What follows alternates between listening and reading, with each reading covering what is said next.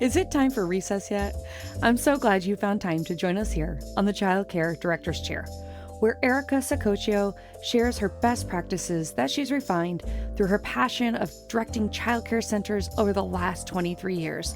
From parenting interaction, systems to save you time, money, and stress, to profitability. She shares it all from the Childcare Director's Chair.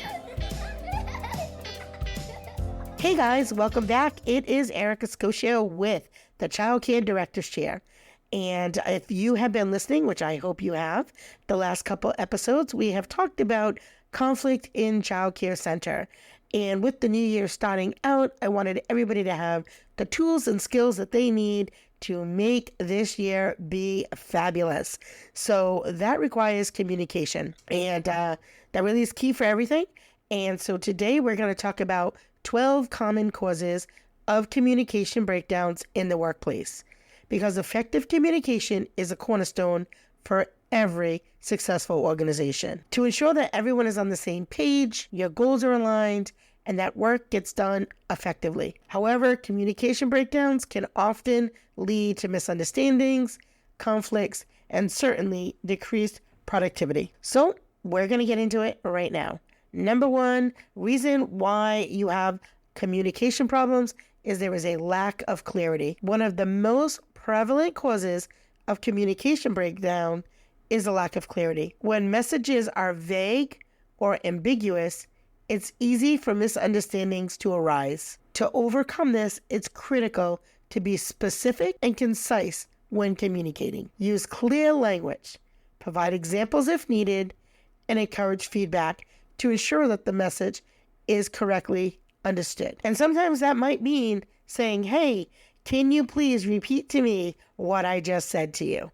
And although that may come off condescending, don't say it in quite that tone that I did, but it does allow that person to say, yeah, what you said was next week we are having a staff meeting at 10 o'clock at such and such location. Yes, that's exactly what I said. Thank you so much for giving that information to the rest of your team members, right? So being clear. Also, if there's ever any type of a job or task that you're giving, make sure that there is a timeline and make sure that there is very specific information that they need to successfully do the task. Number two is you may be really great and clear with your communication side, but maybe the other person doesn't have great listening skills. So number two is poor listening skills. Listening is a fundamental aspect of effective communication. However, poor listening skills can lead to misinterpretations and missed information. To enhance listening skills, encourage active listening by maintaining eye contact, asking questions for clarification, and summarizing the key points. This will ensure that the messages are received accurately and completely. Number three is information overload. Actually, you know what? I want to go back to number two. Something funny that my mother-in-law had said to me once that I'll never forget. So I'm pretty chatty, as you all have figured out by now. My husband is the opposite. He's totally quiet. And I remember saying something to the fact of, gosh, he barely ever talks and he's so quiet when we go out. And she said to me, Erica, if everybody's talking, who's listening? And wow, and that was probably about 6 or 7 years ago. And I went, wow, she's right. Who is listening if everyone is talking?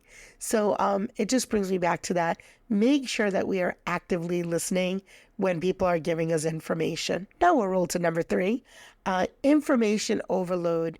So I can say I am definitely guilty of that. In today's fast-paced world, employees are bombarded with information from various sources. This can lead to information overload, causing important messages to get lost or forgotten. To combat this, prioritize information and use different communication channels appropriately. Consider using visual aids such as charts, diagrams, to convey complex information more effectively. And think about it from a staff perspective. You have your state regulations, you have school policies, you have owner preferences, you have parent preferences. There's so much information coming at you at once, right? So it's easy to overlook things, and you want to make sure that the important things are not overlooked. So that's why great things like checklists, hanging up in a classroom, or visual cues that we often use, like, I don't know, on a crib, there's a picture of the child along with their name so that we make sure that we put the right child in the right crib. Things like that that make life easy will really help with communication. So anything you could do for your staff to not overload them. Maybe you have a big task coming up, like going through Bright Stars or your quality rating systems, right?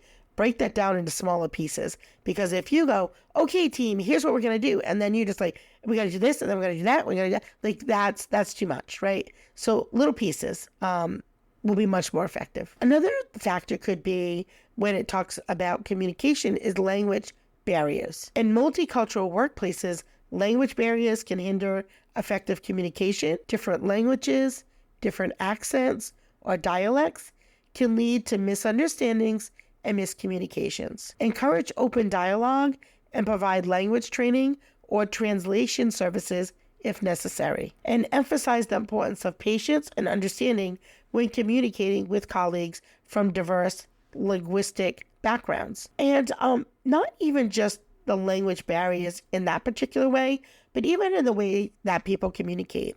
So I know some fantastic millennials who prefer to text over like answering a phone.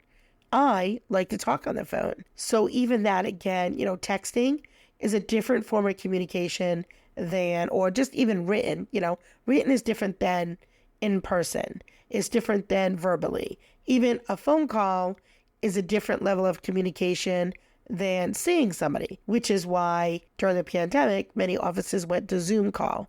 So you could see and hear the person, because they could have just done conference calls, but they didn't. Do you ever wonder why? It's because seeing a person, eye contact, body language, those are all things that we need as humans to gather as much information as possible. So think about that when you are communicating with your team. Number 5 is lack of feedback. Feedback is essential for effective communication. Without it, there's no way to gauge if the message has been understood or if any adjustments are needed. Encourage a culture of feedback by actively seeking input from the team members and providing constructive feedback when necessary. This will foster better understanding and improve overall communication within the workplace. And you can do that in a variety of ways. You can do it with a survey.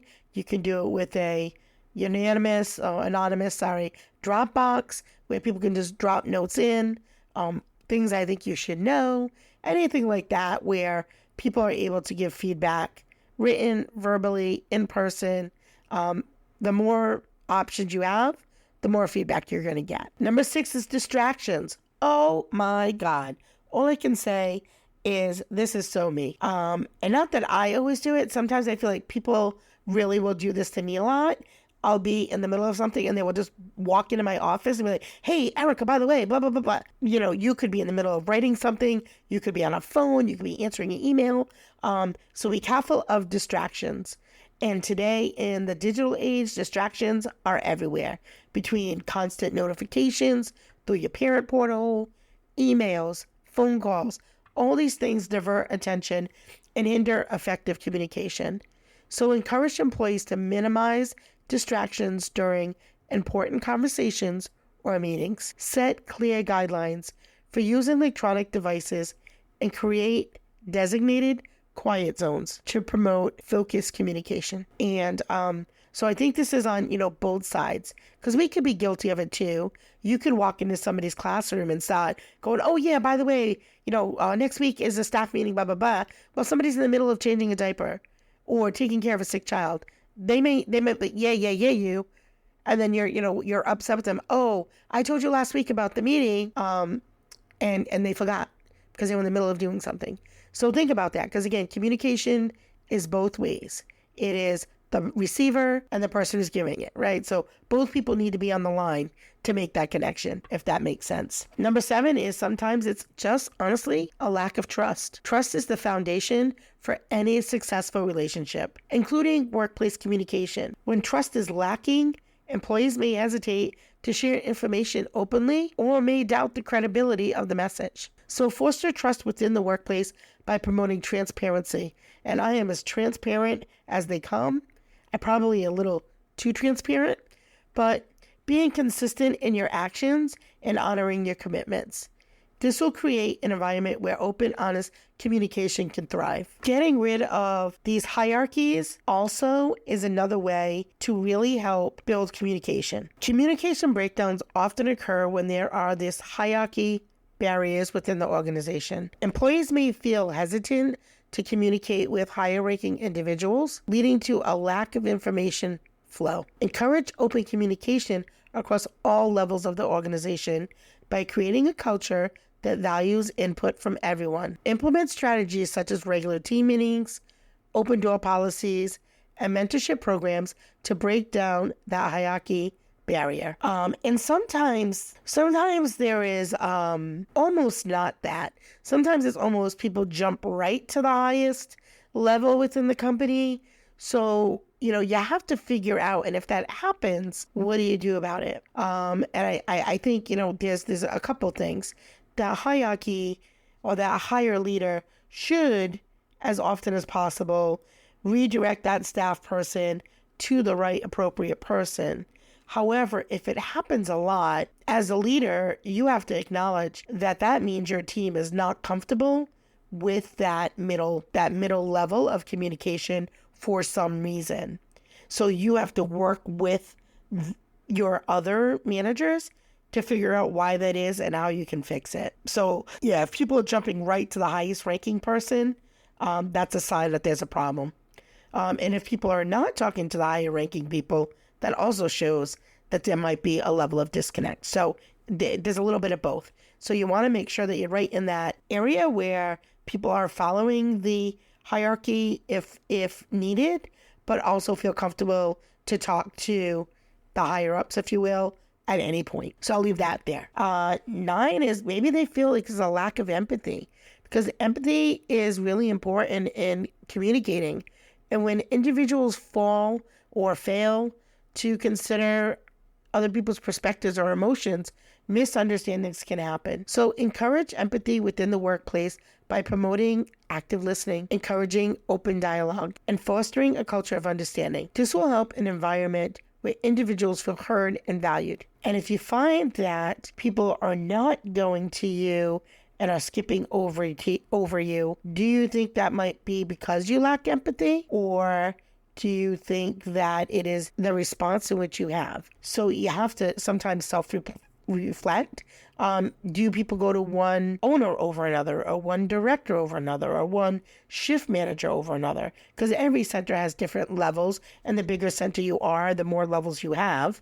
But you really want to look at that and see, like, is that where some of the communication breakdowns happen in your workplace? And then, of course, there could be a cultural difference. In diverse workplaces, cultural differences can impact communication. Different cultural norms and values and communication styles can lead to misunderstandings and misinterpretations. So foster culturally sensitive by providing diversity training, promote cross-cultural collaboration, and encourage open discussion about cultural differences. And this will help bridge the communication gap and promote misunderstandings among team members. And this is something that has happened, I would say, rather recently in our program. And I'm Italian, and I'm very loud, and I talk fast, and there are a few other cultures that when we talk, our body language might be a little more active.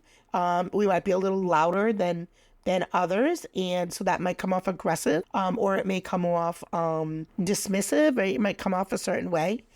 So you have to be aware of those cultural differences, and if you're not sure what those might be, then it does make sense to do some cultural sensitivity training and diversity training for your team, and if not for your whole team, at least for yourself as the leader. Number 11 is that lack of face-to-face communication. A lot of times the face-to-face communication is replaced by emails, by Facebook posts, by instant messenger, or video calls, or notes on a paycheck, or all those types of things that we use because they're fast and they're convenient, and you can just post something really quick and be like, well, I told them, right? So you can't always rely on that. And my sister and I are perfect examples. She hates social media. She hardly ever goes on there. She's like, oh, please don't post it there. I don't want to go on there. Can you just text me and let me know when the next thing is I got to be at, right? I hate texting, right? So everybody has their different communication styles. But my favorite certainly is face-to-face, especially with my sister. I love to be in an office with her when no one else is around, and her and I can just, kind of chit-chat about where we are as a company, where we are as people, and, how things are going for both of us. So yeah, I think face-to-face communication really, really is so beneficial with bonding. And when you use convenient tools, that's great, but they can sometimes lead to misunderstandings due to the absence of the nonverbal cues that we talked about earlier. So encourage face-to-face communication whenever possible. Again, like I said, it's so good to write it down, how often you're visiting classrooms and people. Again, watch your body language, your facial expressions, your tone of voice. Remember, right? Nice dress or, oh my God, nice dress. Same thing, not same tone. And last but not least, number 12 is lack of follow-up. Effective communication does not end with that initial message. The lack of follow-up can result in incomplete tasks, missed deadlines, or frustration among team members. So encourage individuals to follow up on conversations or tasks to ensure that everything is on track, and implement systems or tools that facilitate task tracking and provide reminders for follow-up actions. So by understanding these common causes of communication breakdowns, your childcare center can foster a more collaborative and productive and fun work environment, because effective communication is a skill that can be developed and improved upon benefiting both individuals and organizations as a whole. So let's all strive for better communication and reap the rewards of an enhanced teamwork and success. So I hope your year is off to a great start, and I'd like to say thanks for tuning in today. I hope you had a great day. Well, all the cute little kiddos have been picked up and it's time to go home. And that'll do it for another episode of the Childcare Director's Chair. Please leave a review so Erica knows the information is helping you to manage and improve your childcare centers. Remember to subscribe to get the latest episode from Erica's Childcare Director's Chair.